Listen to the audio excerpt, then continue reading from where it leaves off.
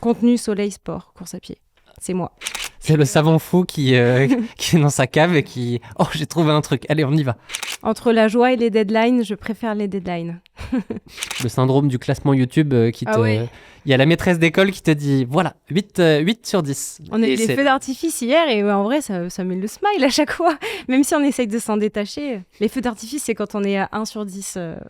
Oui, YouTube nous traite vraiment comme... tiens, un bon point. Tiens, un shot de dopamine. Ah. Bon, on va pas se mentir. Sur la saison automne 2023, hiver 2024, perso, j'étais prêt à tout arrêter, oublier Running Addict et passer à autre chose. Le retour en France, le fait qu'Antoine soit resté au Canada, ouais, logique, hein, on n'habitait pas ensemble, il n'a pas suivi. Il manquait quelque chose, il y avait plus de souffle, c'était une période de doute et j'avais un peu l'impression que c'était un chapitre à tourner et j'avais pas la force de continuer et de reconstruire Running Addict de zéro. Et puis il y a eu des messages, des conversations, de la confiance qui s'est reconstruite un petit peu dans des échanges qu'on a pu avoir ensemble. Et finalement, la décision de dire « Ok, on y va vraiment ». Et aujourd'hui, j'ai envie qu'on revienne un petit peu sur tout ça, même s'il y a une partie de l'histoire qu'on a oubliée, parce qu'on ne retient pas tous les éléments, et qu'on parle un peu de l'envers du décor. Spoiler, je ne sais pas si tu seras d'accord avec moi, Eléa, mais c'était pas simple. Mais c'est quelque chose qui restera assez fort, parce que du coup, a posteriori, on se dit « On a réussi quelque chose ». C'est clair. Mais ça m'aurait quand même arrangé qu'on ne t'arrête pas à l'automne 2023 parce que ça correspond exactement à mon arrivée pour Campus et Running Addicts. Donc, ça n'aurait pas été très encourageant comme début. Ouais, mais d'un côté, moi, j'étais arrivé au bout d'un cycle. Au bout d'un moment, dans tous les cycles, pour repartir sur quelque chose, il faut une dynamique, il faut un peu un vent de fraîcheur aussi. J'ai pas l'historique et je repars sans me poser de questions. Et je pense que c'est ça que tu as amené et qui aujourd'hui nous amène à être une vraie équipe. Puisque, spoiler, en automne 2023, juste avant que j'arrive, j'étais tout seul. J'étais en fait, il n'y a plus de chaîne, il ne peut plus rien se passer. Et après, on s'est dit, ok, on reconstruit. Il y a Pauline qui est là avec nous aujourd'hui, il y a Raph, il y a Céleste et Samy qui sont arrivés il n'y a pas longtemps. Donc là, on a une vraie petite équipe pour faire du contenu et c'est devenu très, très cool. Et je suis assez fier de voir ce qui a été fait. Et spoiler, c'est en grande partie grâce à toi. Mais honnêtement, moi, à ce moment-là, je pensais pas que ça pouvait vraiment être un sujet, la fin de Running Addict, parce que je suis arrivée avec une mission de content management, en fait, sur Campus et Running Addict. Et c'était ma mission, du coup, de faire en sorte qu'il y ait des choses qui puissent se construire, qu'il y ait du contenu qui sorte, qui évangélise la pratique de la course à pied, parce que c'est ce qui me tient aussi à cœur derrière tout ça, quoi, au-delà d'être un travail. Donc, c'est vrai que moi aussi, je pense que j'ai oublié pas mal de choses qui se sont passées ces derniers 18 mois. C'est comme si c'était un enfant de 18 mois. Mais c'est très, très cool ce qu'on fait aujourd'hui et vers là où on s'en va, même s'il y aura sûrement quelques embûches. Ça tombe bien. C'est un petit peu tout ça sur lequel on va essayer de revenir aujourd'hui. Le passé, parler de l'envers du décor aussi, faire comprendre un petit peu à tous ceux qui nous regardent, qui nous écoutent, c'est quoi en fait créer du contenu, le faire chaque semaine, amener cette régularité-là. Je pense que ça intéresse pas mal de monde.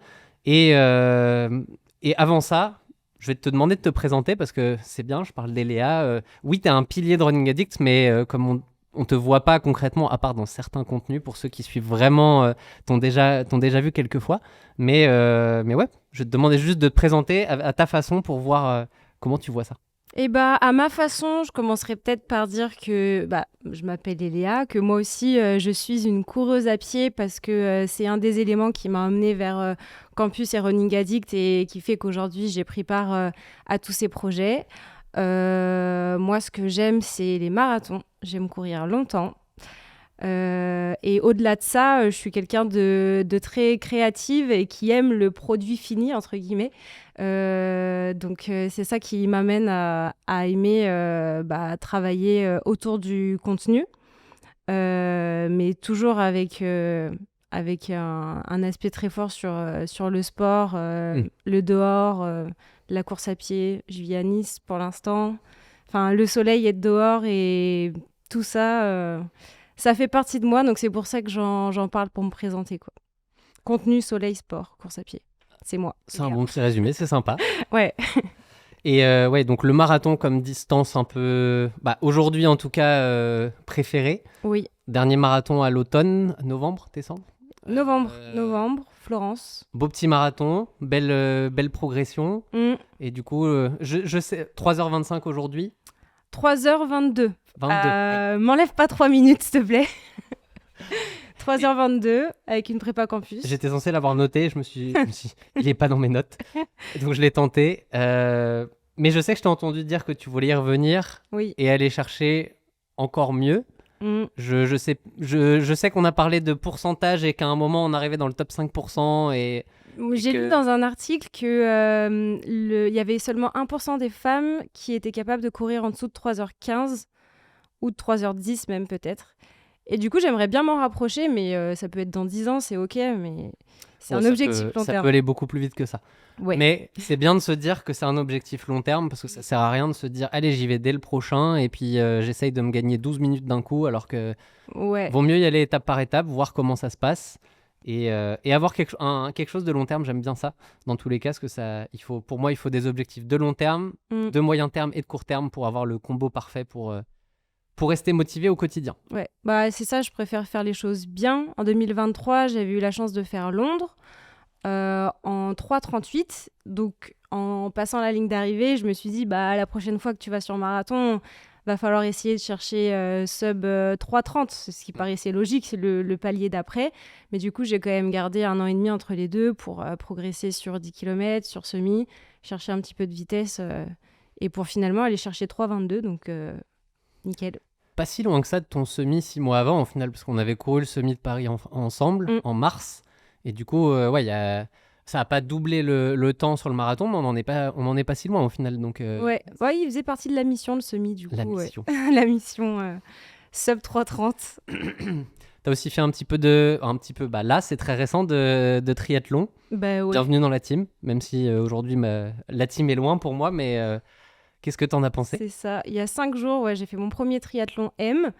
J'ai beaucoup aimé l'aspect logistique sur le jour de course, d'avoir... On voit le côté organisateur. Ouais, oui, c'est vrai. J'ai pris beaucoup de plaisir à faire mon starter pack la veille. Après, malgré tout, j'ai déjà envie d'y revenir justement parce que je pense pas m'être préparée exactement comme il le fallait.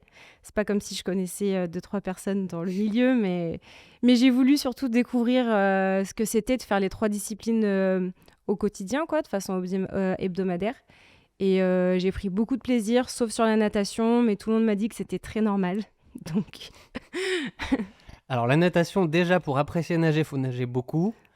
Et en plus, le jour d'un triathlon avec tout le monde autour, bon, à part boire la tasse et se prendre des coups, même si c'est pas fait exprès, ça ressemble quand même beaucoup à ça, un triathlon. Donc on apprend à faire avec, mais ceux qui aiment vraiment la natation sur le tri, c'est ceux qui nagent devant, grosso modo. Donc tout le reste, on essaye de faire de notre mieux pour sortir de l'eau pas trop cramé et après pouvoir aller sur des épreuves qui nous parlent un peu plus. Quand même, dans les 50 derniers mètres de nage, alors spoiler, j'ai pas fait du tout du crawl tout le long, mais à la fin c'était une ligne droite, il y avait mes parents qui étaient là, mon copain, des amis et tout, donc je me suis dit si jamais ils m'ont reconnu, je vais essayer de faire un peu de crawl quand même pour pas être trop ridicule. Et en fait, je pense que d'avoir été si tendue, le froid et tout, et à peine j'ai commencé à faire des battements de jambes, crampes dans les mollets. Je me suis dit, oh là là, t'es pas encore sur le vélo, t'as pas encore couru, t'as des crampes dans les mollets. Et en fait, ça s'est bien passé, mais c'est pas gagné, quoi. Spoiler, mon premier tri, j'ai fait crise de panique je respire plus au bout de 50 mètres de nage, donc tu t'arrêtes, tu respires. Et j'ai repensé à ça, parce que tu parles de la dernière ligne droite. Moi, j'ai pas fait une ligne droite parce que je me suis rendu compte que je partais pas du tout dans la bonne direction. Après, c'est bizarre, il y a personne. Du coup, j'ai dû faire un bon 50 mètres de bonus juste parce que, en fait, en piscine, tu nages, il y a des lignes, c'est facile. Là, d'un coup, tu nages, je dis merde, faut que je contrôle ma direction. Bref, le triathlon est un sport complexe, mais très intéressant quand on a... Il y a plein de choses à apprendre. Bref, le triathlon, c'est cool. On aura peut-être l'occasion d'en reparler dans le futur. Peut-être que moi, j'en referai un jour. Qui sait ? On sait jamais. Cet épisode d'Endorphine vous est proposé par Say Sky. S'il y a bien une chose que j'ai apprise pendant mes 20 ans de course à pied, c'est que quand on court, le mental, ça compte autant que les jambes. Et se sentir bien, ça passe aussi par ce qu'on porte. C'est pas juste du confort, c'est un vrai boost de confiance et c'est exactement ce que j'ai trouvé avec SaySky. Des vêtements techniques, pensés pour la performance, avec un style qui sort un peu des sentiers battus. Mais surtout, c'est une marque qui comprend que courir, c'est aussi une affaire de sensation, de liberté, de confiance. Perso, dès que je vais courir, que j'enfile un cuissard ou un t-shirt SaySky, j'ai le sourire, j'adore, je sais que je vais être bien dedans jusqu'au bout. Et si ça vous parle, le code Running Addict vous offre 15% sur le site de SaySky. Bonne écoute. Allez, on saute un peu plus concrètement dans l'épisode qui m'a été inspiré par deux personnes. Fabien Olicard qui a fait plusieurs fois avec son vidéaste Loïc une capsule dans le temps pour parler du passé, mais aussi voir surtout où est-ce qu'il se verrait dans le futur. J'aime bien le concept, donc on va jouer un petit peu à ça à un moment ou à un autre. Et Mathieu Stéphanie aussi qui fait ça avec sa productrice Clémence pour revenir sur l'année passée, les projets. Voilà, ça se rapproche encore plus de ce que nous on fait. Et en gros, aujourd'hui, ce qu'on va faire, c'est on va laver notre linge en public. Propre, j'ai pas dit on lave son linge sale. Il y aura les deux. Il y aura du positif, il y aura du négatif. Ce que je veux, c'est qu'on cache rien. On parle des vérités que les gens ne s'imaginent pas derrière leur écran. Parce que pour arriver à du contenu, il y a vraiment plein de choses qui se passent.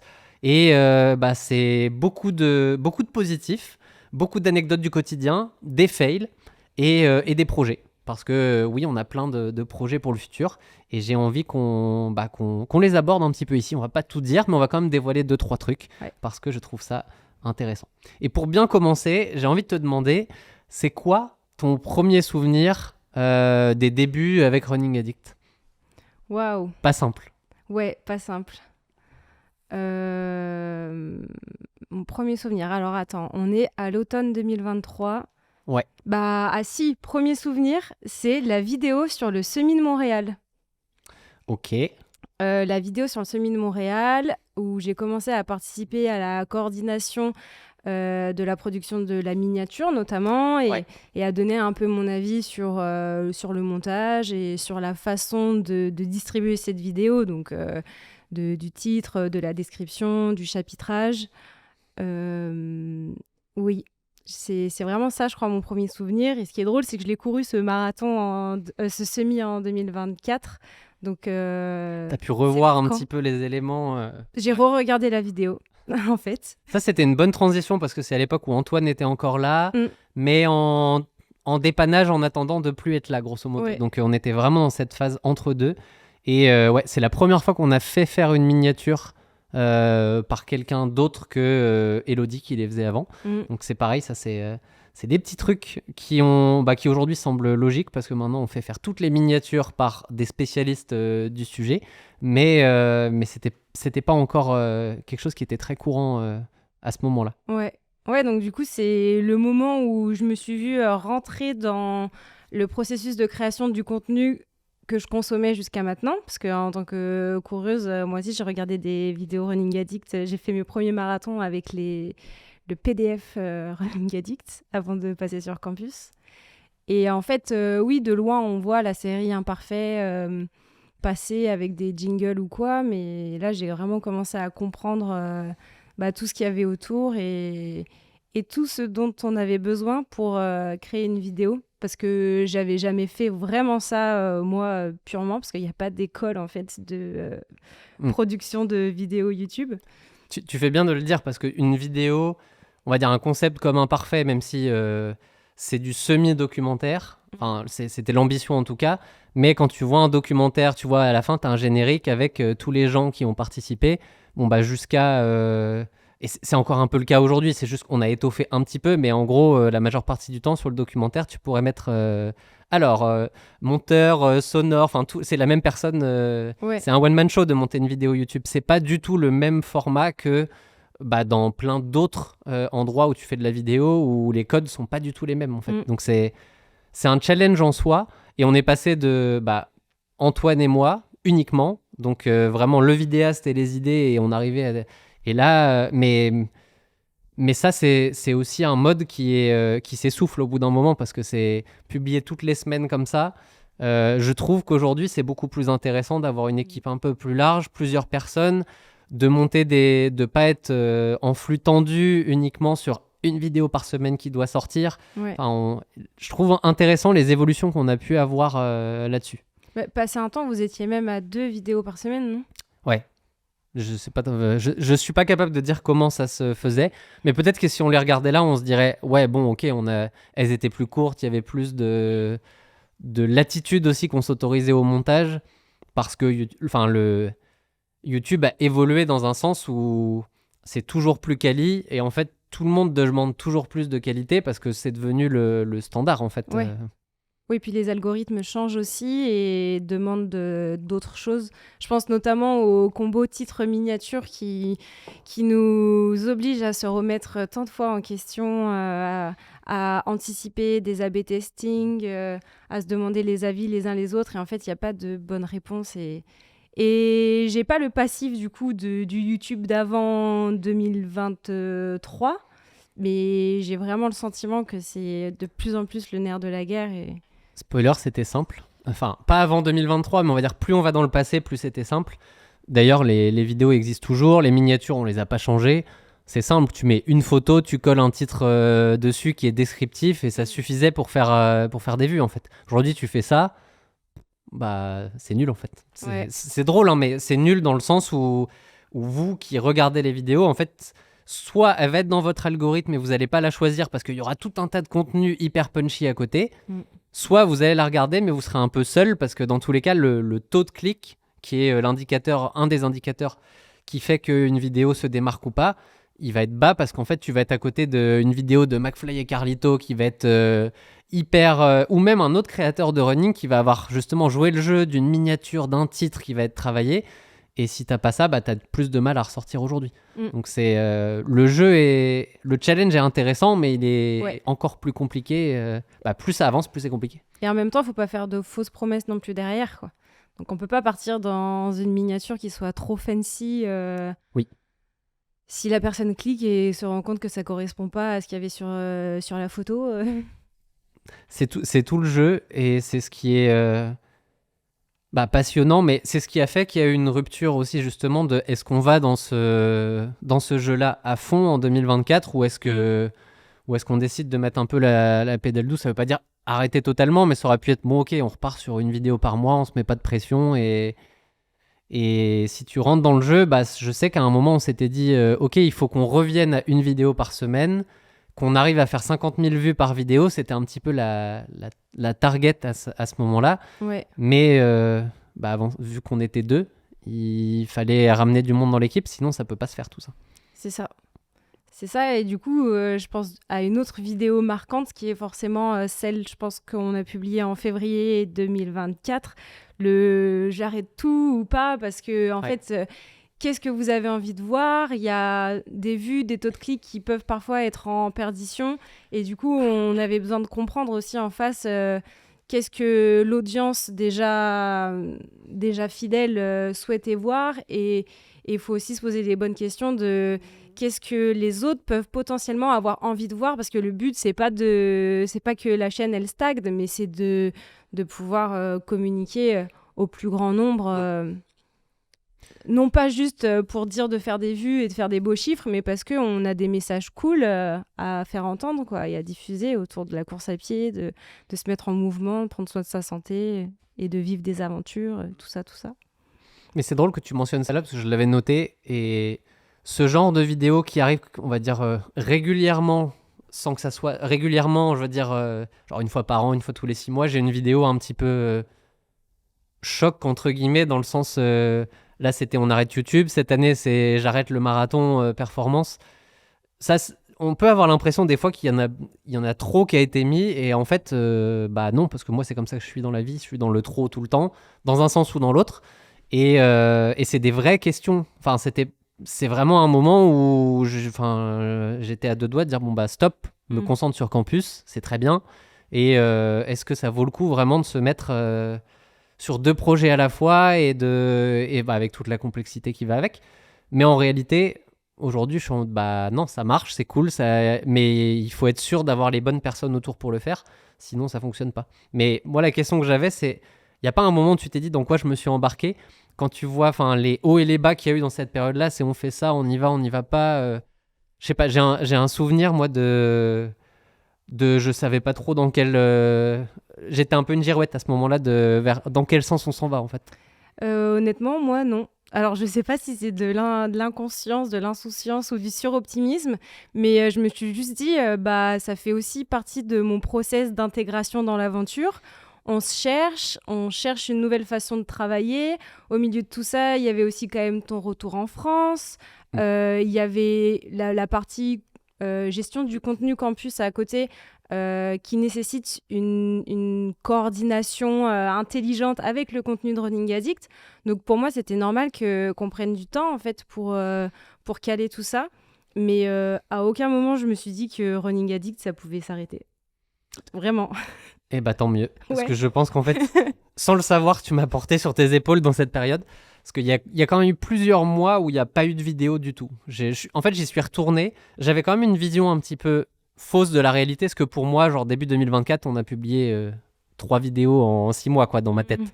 Alors que déjà jusqu'à janvier, en fait, il y avait des vidéos chaque semaine. Parce que je pense qu'on avait un historique avec Antoine qui restait. Donc en fait, jusqu'à janvier, il y avait des vidéos qu'on a continué à faire. Et après, oui, il y a eu des mois avec des trous. Mais en fait, il y a eu beaucoup plus de vidéos qui ont été publiées que dans mon souvenir est pas du tout le même, quoi. Et ce que tu omets, c'est que y a eu quand même le lancement d'Endorphine. Donc au début avec des épisodes solo montés par moi, qui ne suis pas du tout monteuse, et Instagram. On a fait un gros travail aussi sur Instagram avec beaucoup de tests de formats et de contenus spontanés issus de veille, de choses qu'on avait envie de dire à un moment ou à un autre. Donc c'est vrai que sur YouTube, c'était pas en croissance, mais sur les autres canaux, il y avait quand même du contenu qui sortait et des choses innovantes qui sortaient aussi pour Running Addict. Moi, je trouve ça fou quand on y revient de se dire... Moi, j'ai une impression de brouillard dans cette période. Et en fait, si tu le regardes factuellement, tu te dis, bah non, c'est pas si mal en fait. Parce que j'arrive même pas à me dire, mais qui a monté ces vidéos ?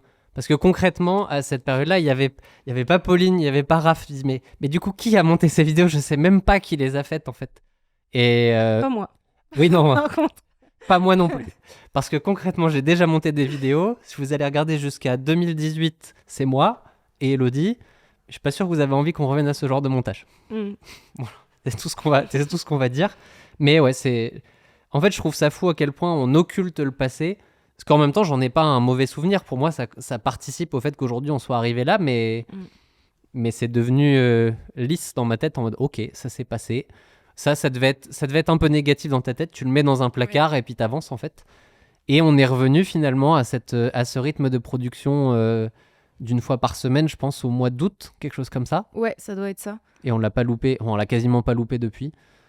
Et en fait, entre février de l'année dernière et février de cette année, si on veut prendre une année, c'est comme si à chaque intégration d'une nouvelle personne dans l'équipe, on avait eu un booster comme dans Mario. Donc il y a eu Raph, période mars-avril, après Pauline en août, Samy en février, et là encore plus récemment Céleste qui m'aide sur l'aspect production au quotidien. Et à chaque fois, ça a été des coups d'accélérateur qui viennent aussi tout rendre bancal, parce qu'on doit réorganiser tout le temps, etc. Mais quand on regarde finalement qu'est-ce qui est sorti et qu'est-ce qu'on fait mieux qu'avant, c'est vraiment significatif. Ouais. C'est ça qui est dur, c'est quand, en fait, construire, c'est cool, mais en fait, ce que tu construis là a des effets dans... entre 1 et 3 mois selon ce que tu fais, voire 6 mois pour certains trucs sur le contenu. Et du coup, t'as pas les effets immédiats de ce que tu es en train de faire. Comme dans un entraînement, en fait, tu commences ton plan d'entraînement, tu veux faire un semi ou un marathon dans 4 mois. Au début, ce que tu fais, c'est pas valorisant, c'est dur, t'as l'impression de galérer, mais tu sais qu'à un moment, ça va payer. Nous, en fait, c'est comme si on était constamment en fait, en prépa qui se chevauche. Ouais. T'as fait ta course, la semaine d'après, t'as déjà commencé la prépa d'après et t'as pas le temps de souffler. Spoiler, peut-être que cet été, on prendra un petit peu le temps de souffler, de ralentir aussi, parce que certains le font. Il y a des créateurs de contenu qui arrêtent fin juin, qui reprennent en septembre et on n'ira pas jusque-là, mais c'est pas déconnant non plus de récupérer pour mieux repartir ensuite. Clairement. Voilà, les petits parallèles de la course à pied qu'on peut trouver. Mm. Grosso modo, j'aimerais qu'on passe à une partie que j'ai intitulée les galères du quotidien. Mais il n'y a pas que des galères, c'est plus les problèmes du quotidien, mais qui, en fait, quand tu fais des choses, bah, c'est gérer des problèmes. Pas forcément des gros problèmes, mais c'est gérer tout un tas de trucs qui permettent que ça avance, et être dans l'action constamment fait que tu as tout un tas de trucs à gérer au quotidien. Oui. On pense souvent que des vidéos, En fait, je pense que quand on regarde des vidéos, on voit pas forcément tout ce qu'il y a derrière. On voit que c'est beau, que ça doit être compliqué à monter, mais on imagine cette partie-là. On n'imagine pas toute la logistique autour. Et c'est un petit peu comme quand tu le fais une fois par semaine, c'est comme si tu étais sportif peut-être pas de haut niveau, mais vraiment avec une régularité qui fait que ça revient très très vite, une fois par semaine. Et quand tu rajoutes à ça 1, 2, 3 reels et un podcast, bah en fait, sur la semaine, on publie X contenus. Si tu rajoutes ceux de campus, bah on est à largement plus qu'un contenu par jour. Et il faut quelqu'un pour tenir la baraque. Comment tu le vois ça a posteriori Est-ce que tu avais imaginé autant de dynamisme, on va mettre un mot positif là-dessus? Non, mais même là, aujourd'hui, je pense que je tiens pas bien les comptes de à quel point il y a des choses qui sortent et des choses qui sont hyper variées en plus, alors qu'on est sur la même thématique globale. Et c'est vrai qu'on est dans un métier où il y a beaucoup de récurrence, il y a des process, mais on se facilite pas non plus trop la tâche parce qu'on idéationne beaucoup de concepts différents et on sort jamais la même chose chaque semaine. En plus, là, on est là plutôt pour parler de côté Running Addict et c'est encore plus le cas. Côté campus, il y a quelques contenus qui sont bien établis, ça roule de façon plus carrée, quoi. On part moins dans tous les sens que côté Running Addict. Si on veut parler des choses qui sont un peu dures à gérer au quotidien, c'est toi, Nico. Je sais. Et c'est toutes les idées que tu as et qui sont souvent très bonnes. Mais si on veut être réaliste, il faut quand même essayer de les mettre à un minimum dans une case.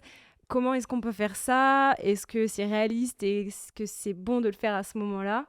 Et du coup, c'est la force et c'est aussi une des choses qui rend le planning compliqué à tenir parfois, quoi.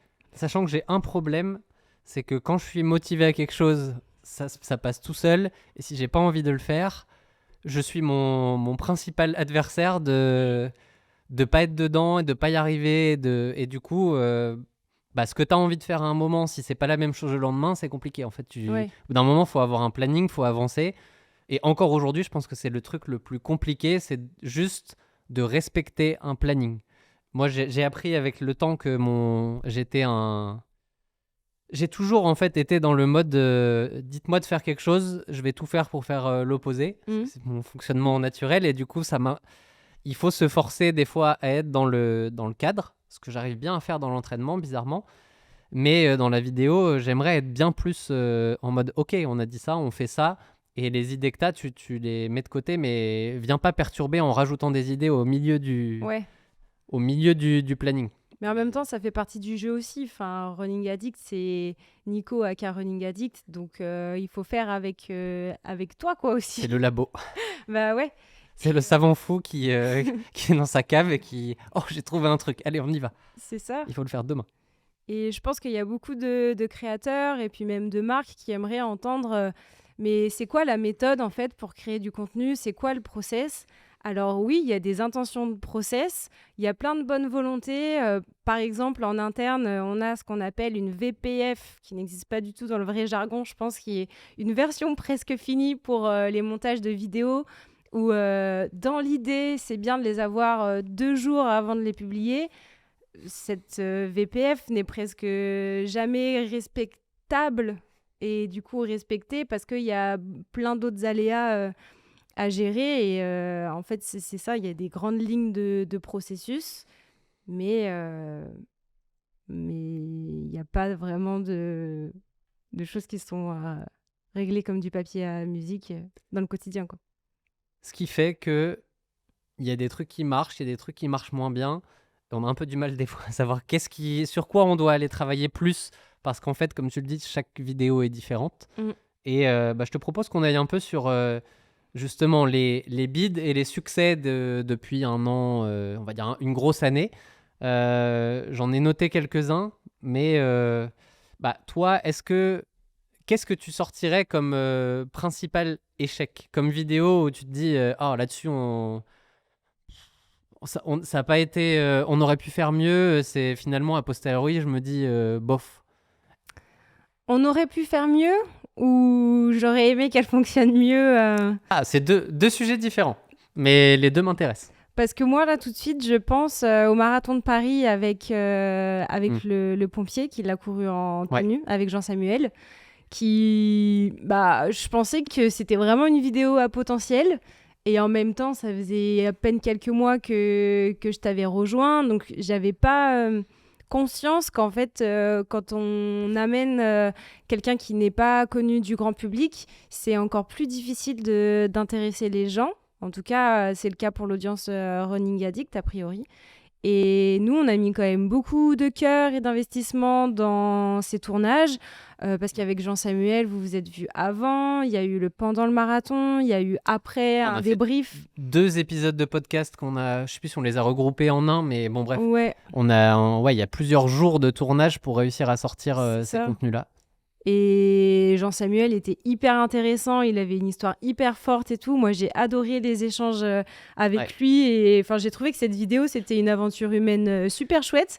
Mais du coup, qu'on a un peu vécu en interne parce que la vidéo, elle n'a pas décollé, quoi. Je pense que ça, typiquement, ça se relie totalement à ce que tu disais avant. C'est que vu qu'on fait plein de trucs différents, si on faisait que ce genre de concept, ça marcherait peut-être beaucoup mieux, mais comme là c'est totalement différent de ce qu'on fait d'habitude, ça s'insère dans...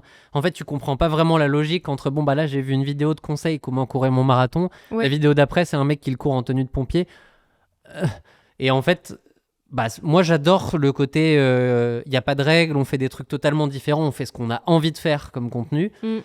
Mais dans ce genre de moment, la raison de l'échec, elle est peut-être aussi liée à l'audience s'attendait pas forcément à ça, et tu leur mets un feed de choix de vidéo, et tu dis ok, je sais pas qui c'est lui, c'est bizarre sa vidéo, je vais voir autre chose, quoi. Donc faut quand même, ça montre qu'il faut quand même rester un peu dans un cadre ou en sortir totalement et le faire tout le temps. Parce que moi, ce que je retiens de cette année, c'est que je pourrais résumer ça en les vidéos où on a le plus investi, c'est celles qui ont le moins marché. Oui. Mais grosso modo, toutes les vidéos un peu événementielles, genre Jean-Samuel qui court le marathon en pompier, on vous emmène chez Nike, le headquarter de Nike pour visiter, avec Mo Farah, je fais la nuit de l'UTMB, je vous fais suivre ça de l'intérieur, le marathon pour tous, l'étape du Tour, que des bids. Que des vidéos en fait où on était en mode « Ah, c'est trop bien !»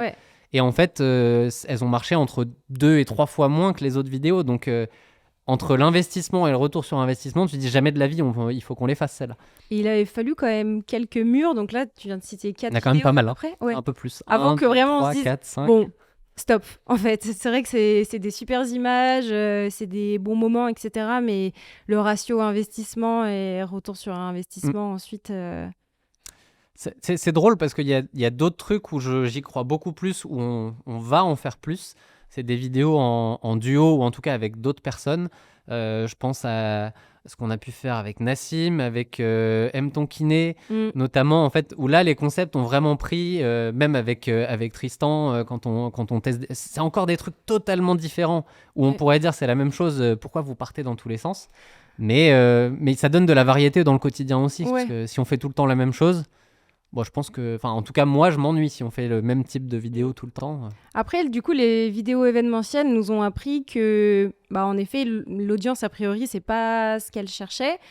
Et du coup, on s'est reposé les questions. C'est quoi l'essence de Running Addict ? Pourquoi les gens, ils sont là ? Quels sont les contenus qui fonctionnent le plus ? Et en fait, c'est quand même l'aspect conseil. Et les concepts duo, comme tu viens de le dire, avec M. Tonkiné, et même plus récemment avec Mathieu Blanchard, etc., il y a quelqu'un d'autre, donc c'est un peu plus divertissant, et en même temps le fond ça reste du conseil de comment courir mieux, etc. Je passe un peu sur le futur là, mais pour le coup ce que tu dis là, c'est ce qu'on va essayer de faire vraiment plus. C'est même moi à titre personnel, les vidéos de conseil où je suis tout seul face à ma caméra, j'y prends plus un plaisir de fou à les faire parce qu'en fait, c'est du fait, refait. Même si on essaye de retravailler le truc pour que le concept soit un peu différent, bah, à la fois, ça atteint un plafond de c'est toujours les mêmes personnes qui les regardent. Mm. Et en même temps, je dis, il y a besoin d'autre chose. Donc, amener du monde, amener des avis extérieurs sur les vidéos, ça, on va le faire de plus en plus. Et c'est un peu plus compliqué que juste tourner ta vidéo dans ton coin, mais je trouve ça intéressant d'aller chercher d'autres avis et de justement d'appuyer sur des trucs que peut-être que j'ai déjà dit, mais si tu as vraiment un expert du sujet qui vient l'appuyer, le dire différemment, le dire plus précisément que ce que je peux faire aussi, ça va être intéressant de faire ça. Puis depuis le temps que tu donnes des conseils, il y en a sûrement qui n'ont pas évolué entre-temps, mais où il y a des recherches, des nouvelles méthodes, Oui. Des sujets à approfondir. Ah, mais totalement. De toute façon, je le sais, depuis 6 ans que je travaille sur campus. Au début, avec Tristan, on va dire qu'entre expérience et théorie, on était à un niveau d'égalité, entre guillemets, sur les deux. Aujourd'hui, c'est fini. En fait, si je veux avoir des confirmations sur des trucs, il faut que j'appelle Tristan en mode t'en penses quoi de ça? Parce que moi, je suis rouillé, en fait. Ça veut pas dire que j'ai plus mais je donne plus de l'expérience que du conseil aujourd'hui. Ouais. C'est plus Père Castor que du conseil précis où même moi j'ai envie d'aller apprendre plus en allant chercher avec les gens. Et là du coup c'est plus endorphine aussi qu'on va utiliser pour ça, c'est d'aller tirer l'expérience des autres, leur expertise et leur expérience pour qu'on puisse tous apprendre. Enfin, je pense que l'objectif final, c'est ça aussi, c'est que tous, on arrive à continuer d'apprendre des choses via le contenu. Si c'est pour faire de la redite tout le temps sans amener quelque chose de plus intéressant, c'est là où on revient dans le « Ok, j'arrête si c'est pour faire ça ». Ouais. Et surtout, on n'arrivera jamais à sortir de l'audience qui est déjà établie. Et le but, c'est d'aller toucher aussi plus de monde et de diversifier les audiences. Et notamment, comment est-ce qu'on arrive à avoir plus de femmes qui regardent des vidéos de Running Addict ? Je n'ai pas regardé récemment, mais je suis à peu près sûr qu'on est toujours sur un petit 90-10. Oh non, pas tant. Peut-être 80-20. Mais... Ok, bon, on n'est pas dans une parité. Non. Mais continue de regarder. Enfin, c'est un indicateur intéressant aussi le contenu pourrait être plus grand public, dans le sens grand public, ça veut dire plus large en fait, intéresser tout le monde. Là, il y a une manière de l'approcher qui est peut-être trop masculine. Moi, ça m'intéresse de comprendre pourquoi et de voir ce qu'on peut réussir à amener. Dans le podcast, le but, c'est qu'on essaye d'être un peu... Alors, on va pas chercher à faire du 50-50 parce que c'est... quand tu cherches à faire une parité extrême, ça te contraint dans le contenu. Mais le but, c'est de pas compter, mais de se dire qu'on arrive à ouvrir au maximum sur tous les types de pratiquants, de pratiquantes, des experts, des gens qui viennent de tout milieu. Je pense à Casquette Verte qu'on va avoir cet été. Bon, je pense que pour la majeure partie des gens, ils se disent mais comment ils vont pouvoir avoir une discussion? Ils sont à l'opposé tous les deux. Pas forcément.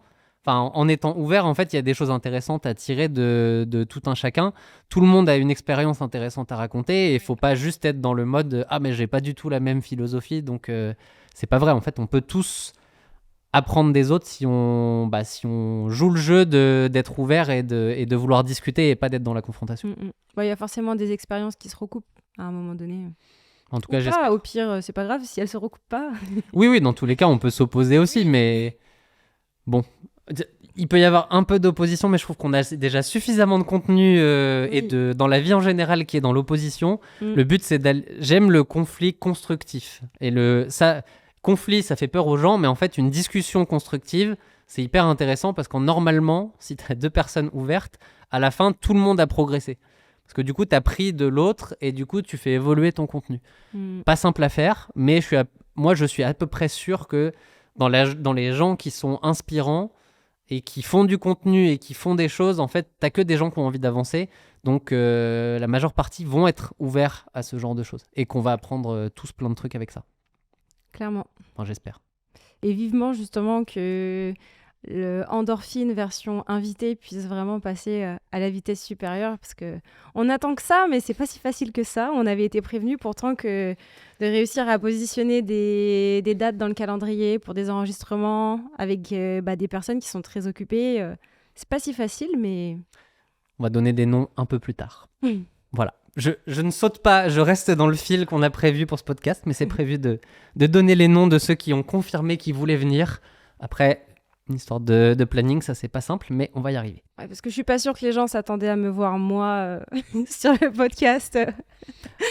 Moi, il n'y a pas de commentaires sur YouTube. Pour ceux qui le regardent via YouTube, n'hésitez pas à commenter, parce que moi, je suis sûr que ça intéresse beaucoup de gens de comprendre comment on fait tout ça et qu'est-ce qu'il y a derrière. Et peut-être qu'on fera venir d'autres personnes sur le podcast si jamais. Donc voilà, je regarde Pauline qui est juste en face. Encore une idée qui sort là comme ça, on verra. En attendant, on était sur les bids. Bon, je pense qu'on a fait le tour. On avait un peu les mêmes en tête. Je m'en doutais aussi. Mais en même temps, j'en ai un qui est à la fois succès et bid. C'est le retour le remastering des conseils, en fait. Des conseils running. On a tenté plusieurs choses, notamment l'endurance fondamentale. On refait une vidéo en essayant de la faire version 2024, 400 000 vues. Je suis toujours étonné de à quel point cette vidéo a fonctionné, parce qu'elle est de décembre, donc il y a à peine 6 mois. Ouais. Donc c'est déjà dans le classement des meilleures vidéos de la chaîne, alors qu'elle a que 6 mois. Et dans le même temps, on a tenté d'autres choses qui sont censées se ressembler et qui n'ont pas eu du tout la même aura. Donc la bonne nouvelle, c'est que l'EF, qui est un concept un peu chiant de base, finalement maintenant attire les gens. Mais je dirais pas qu'on a réussi sur ce côté remastering des conseils, parce qu'il y en a plein où en fait ça a fait juste moyen, on va dire, sans. C'est ça. Moyen plus, parce qu'au fur et à mesure l'audience elle augmente aussi, donc les chiffres faut qu'on les regarde différemment. Mais moi la leçon que je tire de ça, c'est que ce qui est le plus important que tout, ça reste le fond en fait. Le fond du contenu et pas tant la forme. Parce que le fond, l'EF, l'endurance fondamentale, c'est un truc de malade. Comme même sur les réseaux, un reel sur l'EF, il va toujours performer, alors que j'ai l'impression qu'on est 1000 à dire tout le temps la même chose sur l'EF. Et il y a d'autres sujets qui sont un peu plus spécifiques, un peu plus niche. Je sais pas, c'est la VMA qui a été à peu près du même format, la vidéo sur la VMA, et qui est pas partie si loin que ça. En vrai, moi, je trouve ça positif, parce qu'à une époque, la VMA, c'était vraiment le truc, tout le monde voulait en parler tout le temps. Peut-être qu'aujourd'hui, justement, on est plus dans le c'est bien, mais en fait, je sais que c'est pas l'alpha et l'oméga, donc je m'intéresse moins à ce genre de sujet. Et au final, je trouve ça plutôt positif que les gens s'intéressent à l'EF, à bien faire la base, et qu'après, sur les concepts de fractionner tout ça, je fasse plus confiance à une plateforme ou à mon coach, et que en fait qu'on me parle de VMA ou pas, je fais je fais le fractionné que tu m'as dit, mais comprendre ce qu'il y a derrière dans les détails physiologiques, c'est pas, en fait t'as pas besoin de ça en tant que coureur amateur. Donc est-ce que c'est pas normal qu'au final ce genre de vidéo fasse 40-50 000 vues et basta, parce que t'as vraiment les puristes qui s'y intéressent et les autres ils disent m'en fous. C'est peut-être juste qu'on a enfin atteint un stade où la course à pied est vue dans son ensemble et pas sur des petits détails techniques, quoi. Mais après, on est fort pour voir après coup. Ah ouais, mais c'est vrai qu'en fait, ce sujet, c'était peut-être pas comme ça qu'il fallait le traiter. Oui, c'est bien, la vidéo, elle est publiée. Une vidéo sur 2. Ouais. La team, moi, j'avais noté dans les réalités, la team jamais content au final. Parce que d'un côté, si on regarde, il y a 6 mois, enfin il y a un peu plus de 6 mois, on se disait on veut faire une vidéo par semaine et faire 50 000 vues par vidéo. En fait, c'est atteint à peu près toutes les vidéos. Oui. Et on est quand même à se dire bof, ça aurait pu être mieux. C'est clair. Donc voilà, remettre un petit peu de... Je pense que dans notre tête, une fois que tu as atteint un objectif, tu es déjà sur alors, c'est quoi celui d'après ? Et du coup, si le 50 il marche à chaque fois, tu dis alors peut-être que le potentiel, ça peut être 100 à chaque vidéo. Et non, il y a des paliers, il y a des choses à comprendre pour y arriver. Et le truc intéressant, c'est que comme dans tout, il faut en faire. Et oui, tu apprends à chaque fois. Oui, ça peut être un peu frustrant de dire on apprend a posteriori et on aurait pu le savoir avant, mais non. L'apprentissage, il se fait comme ça aussi, de faire des choses. Il n'y a pas d'échec en réalité, il y a que des apprentissages à chaque fois. Et 40-50 000 vues, c'est pas un échec, c'est juste c'est juste la normale d'aujourd'hui. Je pense qu'on est biaisé aussi par certains petits trucs comme le syndrome du classement YouTube Il y a la maîtresse d'école qui te dit voilà, 8 sur 10. On a eu des feux d'artifice hier et en vrai, ça met le smile à chaque fois. Même si on essaye de s'en détacher. Les feux d'artifice, c'est quand on est à 1 sur 10. Oui, YouTube nous traite vraiment comme tiens, un bon point. Tiens, un shot de dopamine. Ah. Et du coup, tu attends le petit feu d'artifice, mais par définition, il peut pas venir à chaque fois. Et tu l'as une fois tous les 3 mois, le petit feu d'artifice, quelque chose comme ça. Ça se mérite. Oui, c'est ça. Mais il y a aussi quand même un gros apprentissage qu'on a eu ces derniers mois dans la façon de travailler, c'est de réussir à mettre les efforts sur les vidéos qui ont, selon nous, un plus gros potentiel ou pas. C'est encore en cours de fignolage, de réussir à savoir vraiment où est-ce qu'on met le paquet et où est-ce qu'on le met moins. Et ça permet vraiment de mieux gérer le quotidien, quoi. De ne pas partir all-in sur une vidéo où on se dit que, en réalité, si on veut être honnête, elle fera son 50 000 vues, mais elle ira pas beaucoup plus loin. Donc, ne pas passer X heures de travail dessus. Ouais. En vrai, on a quand même tenté pas mal de choses aussi cette année dans les succès des vidéos en extérieur. Il y en a eu beaucoup plus que dans le passé, notamment les 4 avec Mathieu Blanchard. Hormis celle sur la boue qui est un petit peu plus spécifique, la majeure partie en tout cas les plus vieilles, là, celles qui ont quelques mois, elles ont fait les 200 000 vues.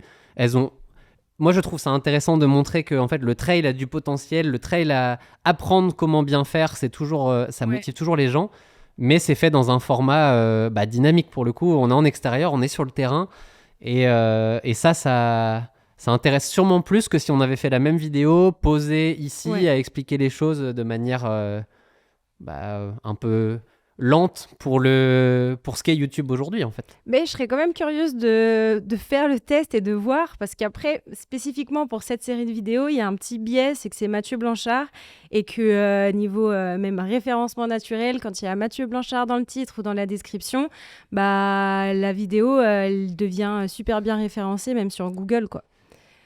J'ai un exemple. Ah non, c'est pas si mal. Notre petite vidéo tournée sans Mathieu Blanchard sur le trail dans la mini-forêt du Havre. Au final, non, je suis pas aussi négatif que ça. On a déjà un petit 65 000 vues, donc au final, ça a son public aussi. C'est peut-être un peu moins l'effet... en fait, tu mets 2 têtes, c'est ce qu'on dit aussi, c'est tu fais des collaborations avec d'autres créateurs, t'atteins plus les gens, ils sont en mode « Oh cool, j'ai envie de voir ce qui s'est passé entre les deux ». Et en vrai, je suis le premier consommateur de...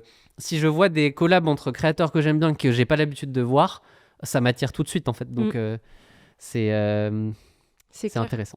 J'ai en tête une vidéo récente entre Major Movement et Dorian Louvet. Il y a des visages comme ça, quand on les voit ensemble, on se dit, au-delà d'apprendre des choses, l'échange, il devrait être cool. Et c'est le cas. C'est ça. Les vidéos authenticité max aussi. Celles qui ont beaucoup marché, c'est justement celles où tu racontes ta vie. Mais bizarrement, alors là, il n'y a pas de contexte. Mais dès que t'es dans un truc très perso, c'est pareil, là, les clashs entre du Villebrequin. Sur Villebrequin, ça a déchaîné les passions au final. Alors que dans le fond, t'apprends rien. C'est vraiment... Là, on est un peu dans le télé-réalité presque au final, mais ces vidéos-là ont vraiment marché de fou, alors que c'est juste je vous partage un truc que j'ai pas envie de garder parce que vu que je dis tout, il y a besoin de le mettre ici. Mais a posteriori, je suis toujours dans un entre-deux avec ces vidéos-là parce que tu dis c'est bien de le dire parce que je sais que les gens ont besoin de voir pas que du positif, sinon la vie est toute rose et c'est pas vrai. Et en même temps, est-ce que ça a vraiment sa place ? Est-ce qu'il y a besoin de faire des contenus où tu racontes tout ça ? À chaque fois, je me pose la question. Tant qu'on en fait... De toute façon, on le fait que dans des moments où c'est vraiment majeur. Oui. Mais à chaque fois, ça marche, en fait. Je trouve ça assez fou. C'est pas du tout des vidéos qui font partie d'une strate de contenu, au final, mais c'est juste important qu'elles soient là pour contextualiser, parce que... Il n'y a pas tout le monde qui regarde toutes les vidéos Running Addict, mais si dans chacune des vidéos publiées, il peut y avoir quand même un fil rouge où on peut comprendre l'histoire et Et ton aventure course à pied, parce que là, la dernière vidéo dont tu parles, c'est celle J'arrête le marathon performance. Oui. Elle était obligée d'être là, cette vidéo, Spoiler, à mon sens. je ne suis plus 100% d'accord avec ce que j'ai dit dans cette vidéo. Ah, En fait, c'est pas que je suis plus 100% d'accord, c'est que je pense que je me suis trompé avec moi-même. mm, Et je vais refaire un podcast solo là-dessus pour expliquer un peu plus ça, parce que l'hiver, en fait, a été moins bien que si je m'étais entraîné au final. Donc, l'arrêt du marathon pour faire d'autres choses, si en fait, finalement, ça t'apporte rien, tu te dis, pourquoi j'arrête ? Je dis pas que je vais revenir à du marathon 2h30, mais avoir des objectifs, avoir quelque chose d'un peu pour se motiver. Je me suis rendu compte à quel point c'était important d'avoir des vrais objectifs pour avancer, sinon, c'est quoi la raison de faire quelque chose ? C'est le célèbre truc de vas-y, cours, c'est bon pour ta santé. Ouais, en fait, en tant qu'humain, ça te suffit pas au quotidien pour faire des choses. Tu as besoin d'un peu plus d'entrain, de quelque chose qui va me motiver pour y aller. Et je l'ai pris un peu en pleine gueule cet hiver. Donc, ouais, pour rentrer dans un cercle vertueux, en fait. Oui. Et ça dépend de ton profil aussi, hein, mais... Et avec un profil un peu compétiteur, tu as besoin de la petite carotte qui t'amène à te dire je fais ça pour atteindre quelque chose. Et ça n'a pas besoin des trucs de zinzin toujours plus longs, toujours plus vite. Ouais. Mais voilà. En parlant de zinzin, c'est écrit sous mes yeux, j'ai ce mot-là, c'est pour ça qu'il vient. Mais dans les réalités, au final, tout à l'heure, tu parlais de on construit, on rajoute des gens et ça donne un boost à chaque fois. Moi, ce que ça m'a permis aussi, c'est d'être de moins en moins important, c'est pas le mot, mais de moins en moins présent dans le process de création de vidéos. Parce que ce qui fait aussi que j'ai failli arrêter, c'était un peu d'être tiraillé dans tous les sens entre là, il y a Campus, là, il y a Running Addict. En fait, je vais où ? J'ai la tête qui va à droite, à gauche. Qu'est-ce que je fais ? Comment je fais pour faire les deux ? Et aujourd'hui, j'arrive toujours à peu près à faire les deux. Mais sans tout ce qui a été construit autour, là, c'est même pas une question. Il n'y aurait plus de Running Addict, ça serait arrêté depuis longtemps. Parce que c'est juste pas gérable. Donc là, ce qui est cool, c'est qu'à 5, 6, au final, on arrive à ce que la manière de faire du contenu évolue. Là où je faisais 100% il y a quelques années, au fur et à mesure, mon intervention, elle est pas minime, mais elle est petite. Et ça marche quand même, en fait. Et ça, c'est génial parce que du coup, c'est un soulagement de pouvoir réussir à continuer, mais sans être le bottleneck, le goulot d'étranglement du truc. Ça l'est encore aujourd'hui, mais à chaque étape, on arrive un petit peu à faire avancer ça, quoi. Ouais, ton intervention, elle est le plus souvent dans l'impulsion des idées, parce que c'est quand même important de faire des choses qui te motivent et que tu as vraiment au fond de toi pour de vrai, et dans la finalisation, parce que vu que c'est ton visage et que c'est toi qui incarne les vidéos, il y a un moment donné où tu es quand même obligé de repasser sur ce qui a été préparé, quoi, pour que ça sorte. Et ça, je le redis, mais ça ne pourrait pas arriver si t'étais pas là comme pilier un peu pour que tout ça... parce que je fais bouger la maison, mais du coup, il faut la faire tenir quand même pendant ces moments-là. Léa en PLS, ça. Il y a eu des fois où c'était compliqué quand même. Moi, j'ai noté la phrase que je me suis notée, c'est... J'ai un peu l'impression que t'es ma psy à certains moments de... Oula, comment on va gérer cette période-là Mais il y a toujours les solutions qui font qu'à la fin, on s'en sort. Et puis... Et à la fin, moi je trouve ça cool parce que dans le côté humain, en tout cas, on s'ennuie pas. Ouais, mais ce qui peut être dangereux parfois, c'est que si on est en même temps dans une phase de suroptimisme et il y a des décisions un peu surréalistes qui peuvent être prises, ou après on se dit non, en fait ça va pas du tout passer comme ça, il faut qu'on réduise la voilure et ça qu'on le décale à un autre moment. Mais ça va mieux ces derniers temps, j'ai l'impression que je deviens un peu plus chiante et réaliste et que je mets des warnings un peu plus gros. C'est marrant parce que moi on m'a souvent dit que j'étais le rabat-joie et du coup... Je suis en train de devenir rabat-joie.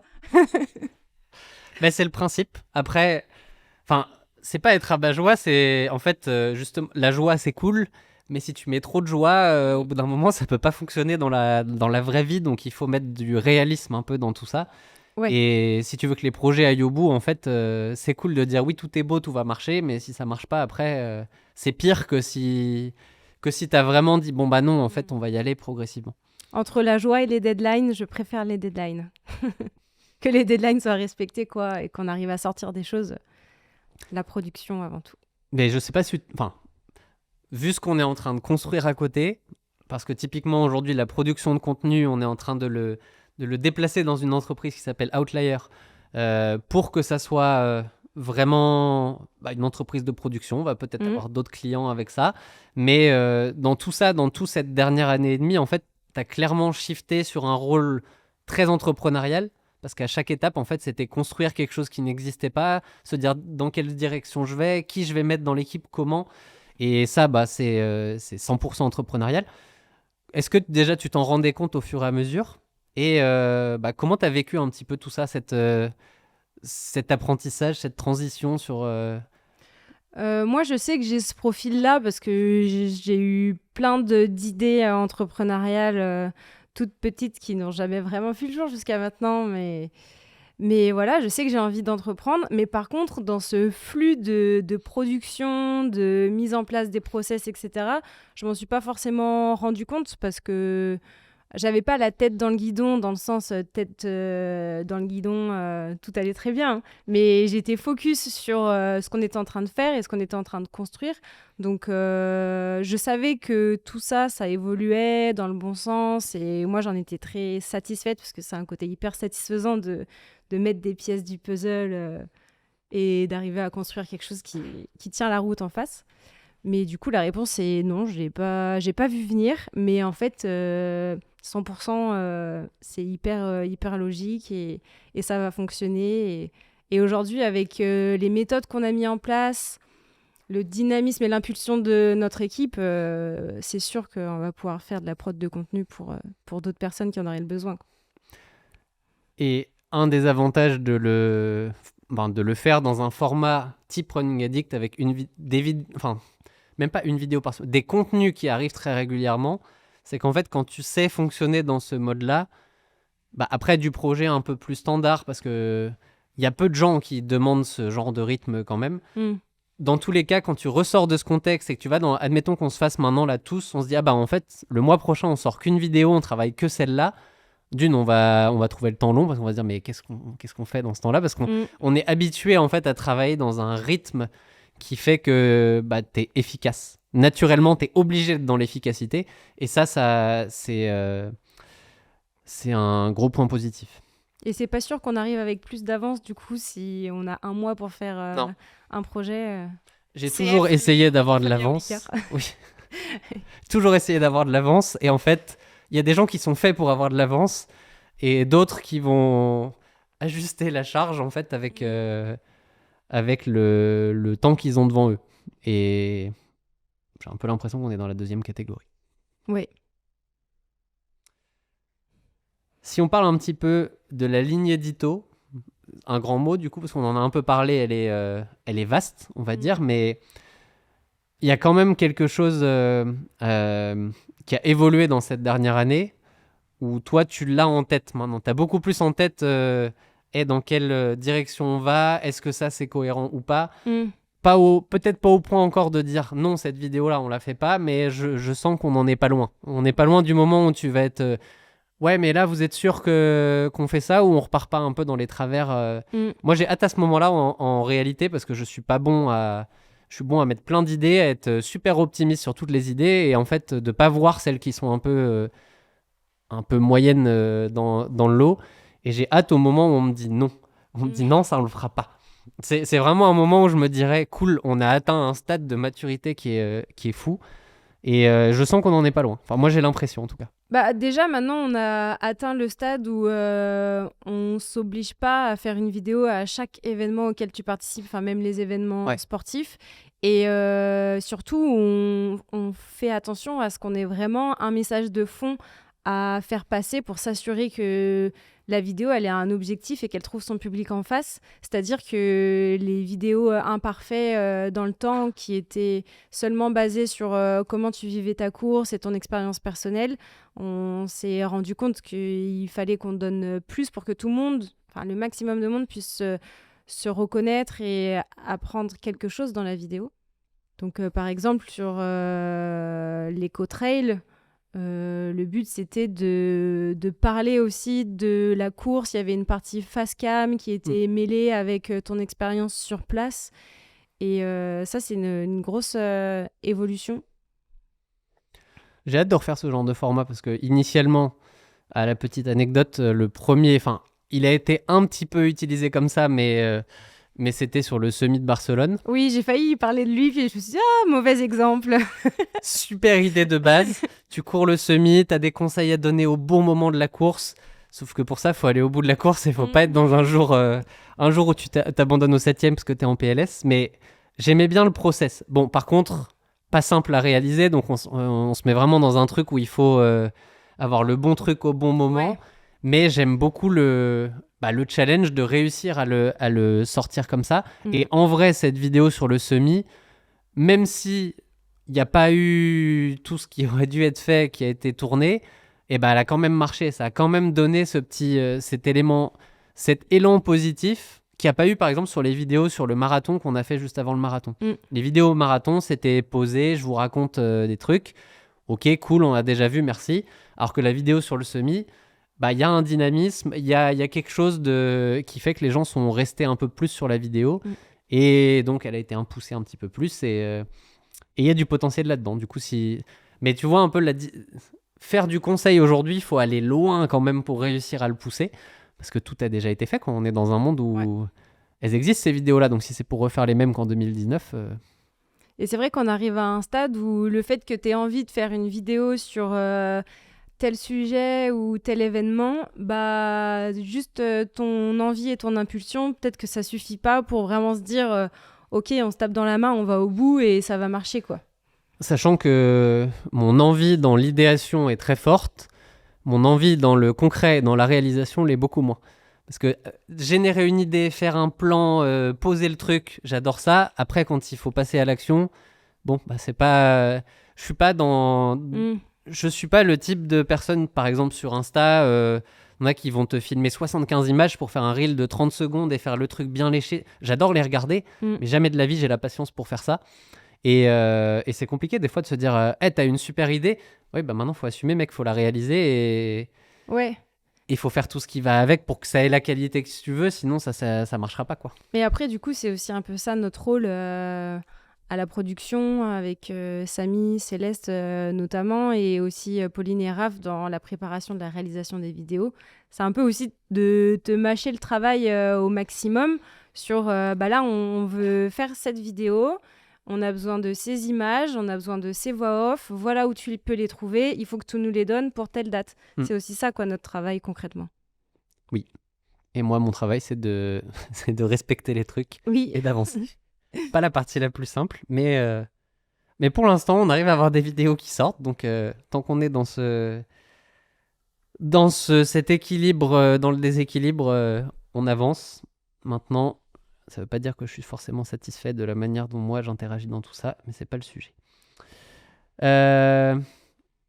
Équilibre entre liberté créative et rigueur de production. Je pense qu'on a on a compris en fait. Ça, c'était pas mal le sujet. On n'a pas besoin de revenir dessus. C'est clair. On a parlé un peu de stats aussi, dans le côté positif, le côté toxique aussi un petit peu que ça peut avoir. J'ai noté un peu sur quelque chose sur les commentaires aussi. Je sais pas si toi tu les lis. Je sais que moi, malgré les années, même si je sais que je m'en détache de plus en plus d'année en année, mais c'est toujours pas un détachement total. Et en fait, je les lis. J'aime bien les lire parce qu'en fait, pour les gens positifs, tu as envie de les lire et qu'ils sentent que leur commentaire est lu et idéalement que tu y réponds. Mais il y a tellement un côté qui parfois t'atteint sur les commentaires négatifs que je suis dans un jeu où est-ce que je continue de les lire, est-ce que j'arrête ? Parce qu'en fait, je continue d'être impacté par les commentaires négatifs. Qu'on le veuille ou pas, en fait, c'est dur de s'en détacher de ça. Là, c'est là que mon suroptimisme fait irruption. C'est que, franchement, sur les commentaires, j'ai tendance à plutôt garder le positif. Et par exemple, quand il y a des commentaires qui saluent le montage, qui est super et tout, à les envoyer aux unes aux autres pour faire plaisir. Ouais. je me voile peut-être la face sur les commentaires un peu plus Non, c'est négatifs, trop et bien. parce qu'en même temps, je sais qu'ils sont tellement à prendre avec des pincettes et que c'est tout le temps les gens négatifs qui font le plus de bruit.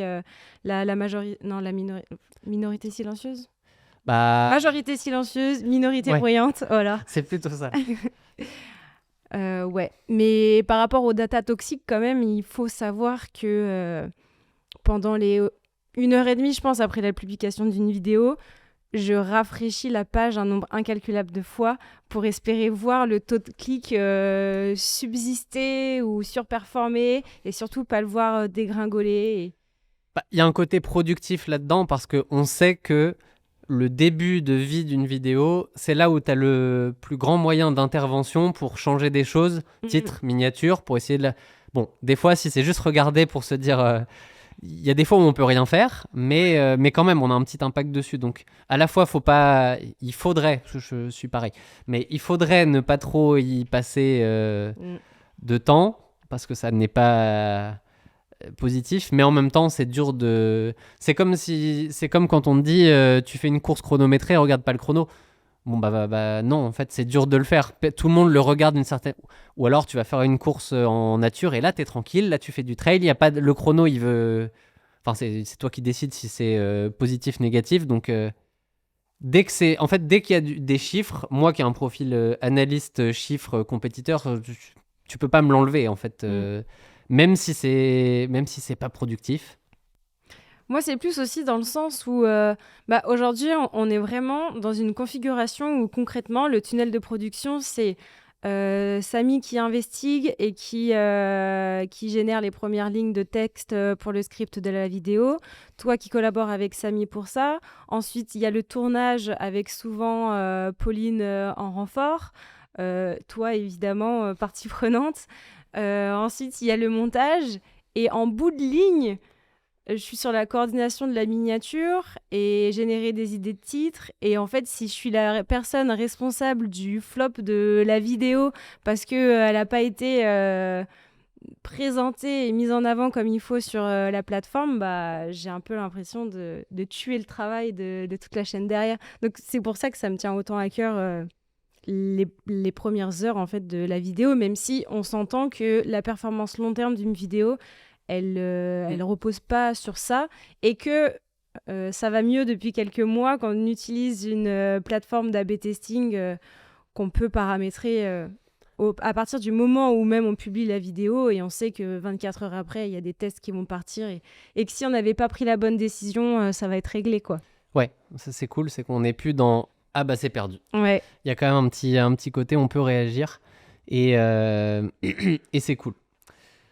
Si on passe au futur, ou ce qu'on ne sait pas encore, allez, grosso modo, ça fait une grosse année qu'on travaille ensemble, ça fait une grosse année qu'on a vraiment commencé à avoir une équipe, et parce que Raph, elle est arrivée en avril l'année dernière, donc ça fait un peu plus d'1 an, qu'on a commencé à avoir vraiment les moyens des ambitions qu'on pouvait avoir.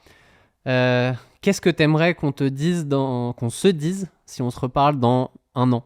Donc en doublant ce temps, parce que 1 an c'est peu de temps et en fait c'est quand même beaucoup quand tu vois tout ce qu'on a réussi à faire depuis. Je fais une phrase un peu plus longue pour que ça te laisse le temps de réfléchir un petit peu.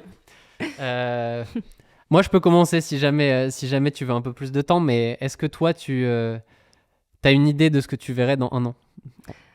Moi, première idée comme ça, c'est vraiment l'établissement du podcast Endorphine avec les invités. Parce que on sait que c'est ce qui va aussi nous permettre de nourrir les vidéos YouTube duo, comme on se parlait plus tôt. Et en fait, j'ai l'impression que notre futur proche sur Running Addict, il repose vraiment sur ce partage d'expérience et d'expertise avec d'autres personnes de ce monde-là, ou pas d'ailleurs. Et je pense que c'est central pour élargir l'audience et faire rayonner Running Addict. Donc, ouais, c'est exactement ce que je voulais dire. Je suis contente. Spoiler, elle a pris tous les points que j'avais notés, donc j'ai plus rien à dire. Non, grosso modo, moi j'avais noté atteindre un plus grand public, sortir de la niche de la course à pied pour amener d'autres gens à aimer la course à pied, à comprendre les choses. Donc, c'est ce que tu as dit, hein, grosso modo, mais élargir, c'est pas juste pour faire des plus gros stats, des vidéos plus vues. Oui, ça en fait partie, parce que c'est toujours cool, mais il y a un but derrière, en fait. Si le but, c'est uniquement de faire des stats, je pense que je peux revenir au point de l'année dernière. J'arrête Running Addict et je mets toute mon énergie sur Campus et basta. Parce qu'en fait, les stats, c'est cool, on est dedans. On va pas, évidemment qu'on joue au jeu, mais ça me suffit pas, moi, pour dire ok, on avance, c'est génial, on fait des plus gros stats, ça suffit pas. Le côté atteindre un public plus large, et en fait, comment le faire? Bah, là aussi, où je disais, je pourrais arrêter les vidéos, mais j'aurais pas envie d'arrêter le podcast, par contre. Parce que ce côté, je pense que j'ai besoin de formats un peu plus profonds, plus humains, qui vont chercher dans l'expérience des autres. Et je suis 100% convaincu qu'en fait, c'est que les gens veulent ça aussi. Aujourd'hui, tout le monde veut un petit peu plus de contenu qui va chercher du vrai, du vécu, de l'expertise plus pointue. Et en fait, si on arrive à amener tout ça, aller chercher l'émotion des gens dans leur récit, je pense à ce qu'on a déjà fait. Fabien Olicard, Mathieu Blanchard, Dorian Tristan, Jean-Samuel, les filles après le marathon de Paris. En fait, chacun de ces épisodes-là, je me souviens de ça et ça me fait sourire. Je me dis, c'était un moment cool. Moi, à titre personnel, j'ai envie de le faire. Et en fait, tirer des moments de ces contenus-là pour l'amener dans des vidéos et amener une dynamique, en fait, là, on se trouve un nouveau challenge et un nouveau sujet qui va nous tenir sur le long terme. Donc voilà, j'ai redit à ma sauce, mais en fait, on a le même objectif. Donc tant mieux, j'ai envie de dire. Et en même temps, positif. Je rajouterais aussi un truc, c'est peut-être d'avoir le cran de se lancer sur des concepts vidéo qui soient vraiment innovants, quitte à sortir du cadre de ce que l'algorithme YouTube veut vraiment, mais être capable de se dire putain, on a cette idée, désolée pour le gros mot, on a cette idée, on veut la faire et on pense que ça peut intéresser les gens et au-delà du cadre dans lequel on nous met pour que ça perce et que ça fasse des belles stats, justement. En fait, faire du contenu sincère aussi. Ouais. En fait, ça me parle dans le sens où tout à l'heure, on a parlé des bids et de ce qu'on n'allait pas refaire parce que pas attendu. En fait, c'est pas juste parce que les stats n'ont pas été bonnes, c'est qu'en fait, c'était bien ces contenus-là, mais c'est pas des trucs où ça n'a pas drivé quelque chose de c'est une déception exceptionnelle de ne pas faire du contenu dans des événements, dans des trucs. C'était bien. Alors qu'il y a des contenus qu'on pourrait ne pas faire en se disant peut-être que ça ne va pas marcher. Je pense à ce podcast, il n'est pas là pour... Peut-être que là, il reste plus que 500 personnes qui écoutent parce qu'ils se sont dit j'ai écouté le début, c'était bien.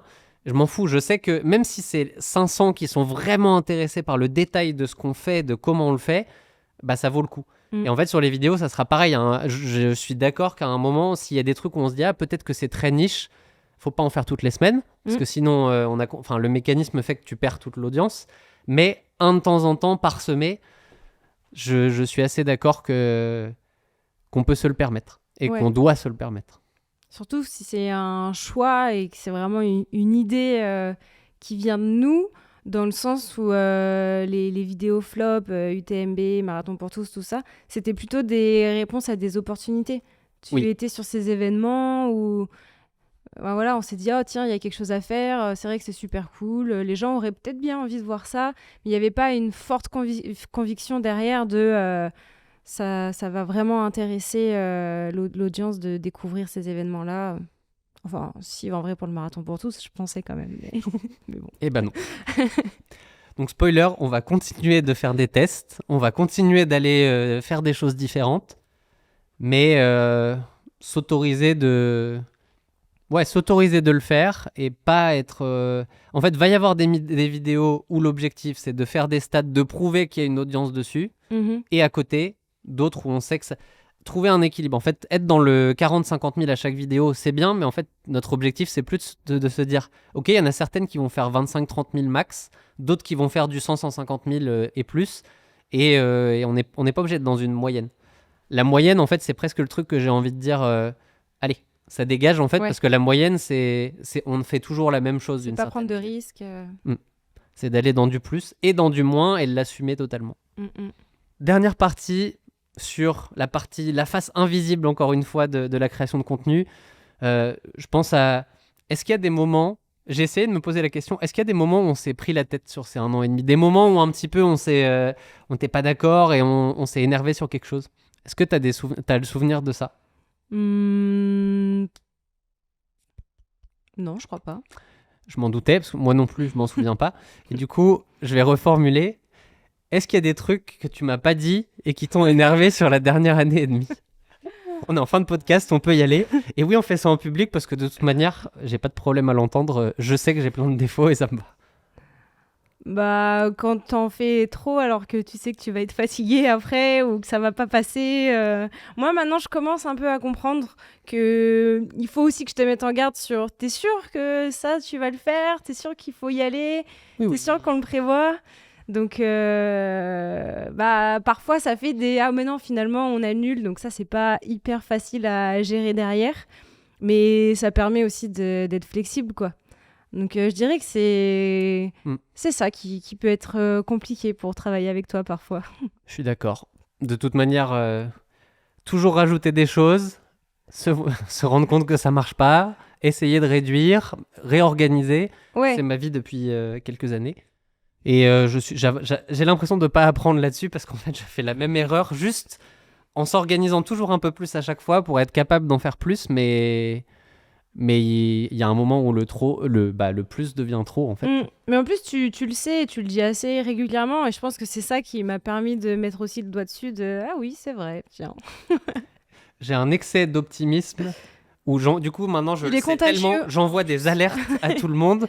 Mais je suis le premier et je travaille dessus parce que du coup, j'espère bien de l'avoir en podcast un jour. Mais je travaille avec Marie-Laure Brunet, qui est une ancienne athlète olympique et qui est coach maintenant. Et du coup, c'est le principal truc qu'on travaille. C'est OK, comment on fait pour que dans les prochaines semaines, les prochains mois, tu les vives bien? Parce que si tu commences à déraper, c'est là où plus rien marche et tu n'arrives plus à faire les trucs. Et vu qu'il n'y a pas de marge, il y a forcément des gens qui vont le payer quelque part.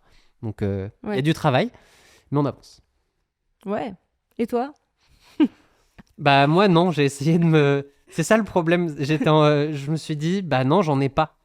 Et... Enfin, c'est pas un problème d'ailleurs. Peut-être que Mais- dans un an on en aura, c'est comme on Oui. disait ça en off avant de tourner, c'est que moi je suis Scorpion, toi t'es Bélier, mais en fait le signe solaire on le connaît vraiment que quand on commence à bien connaître la personne et qu'il y a les choses un peu insupportables là qui arrivent.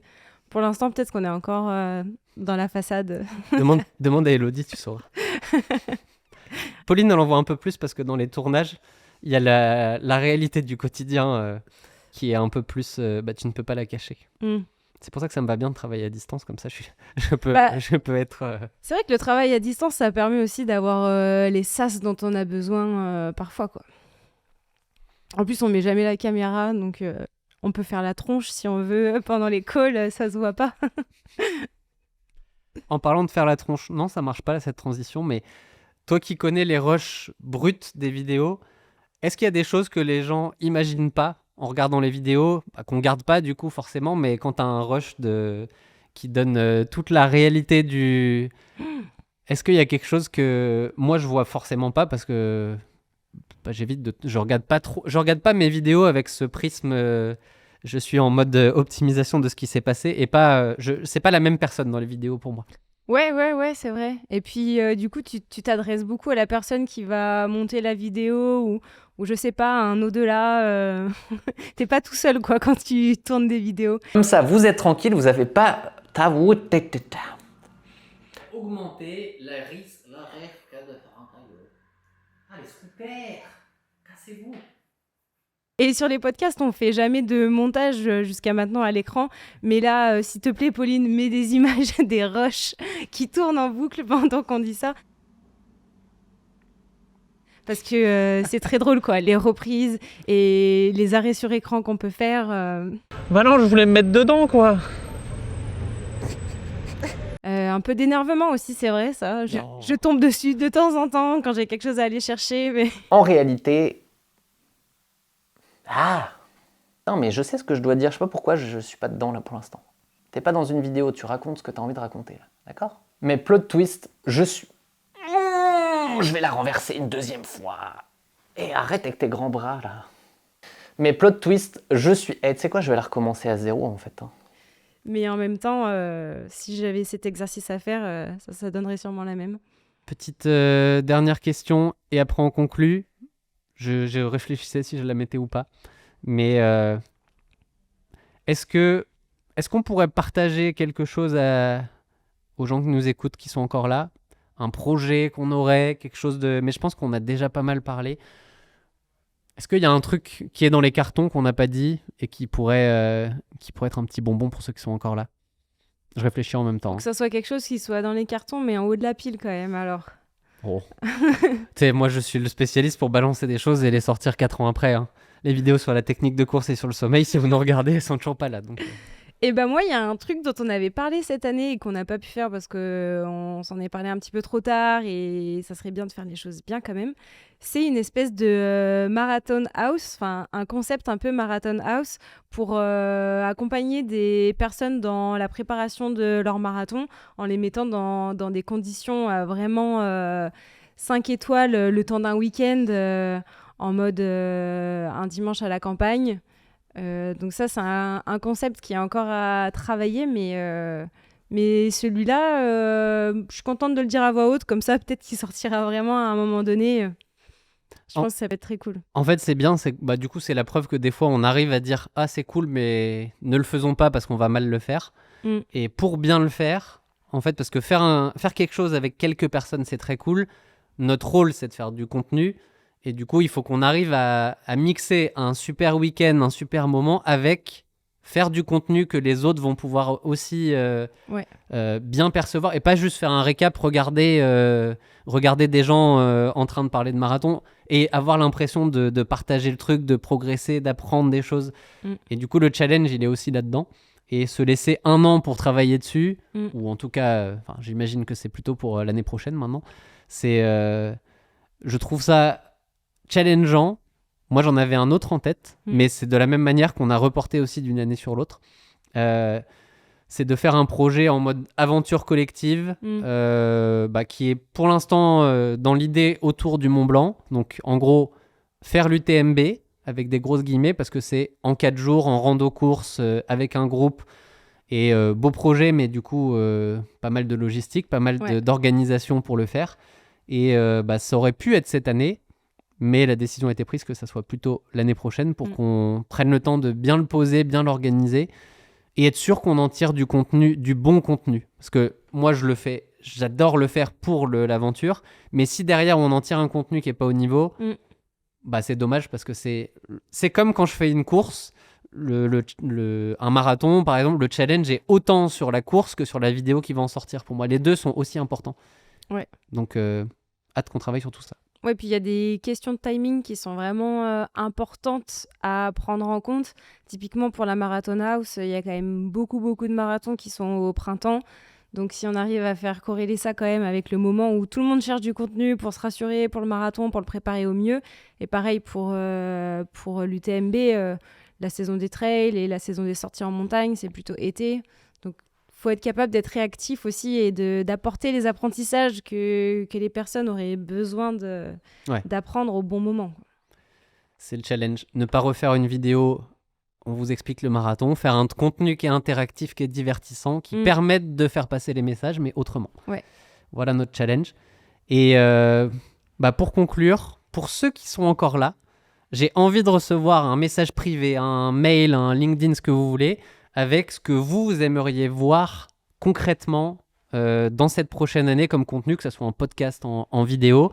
Et du coup, si vous nous envoyez ça, qui répond précisément à la question « Qu'est-ce que vous voulez voir ?», on saura que vous avez écouté jusque-là et ça nous fera plaisir. Un petit mot de la fin, Eléa, pour conclure ?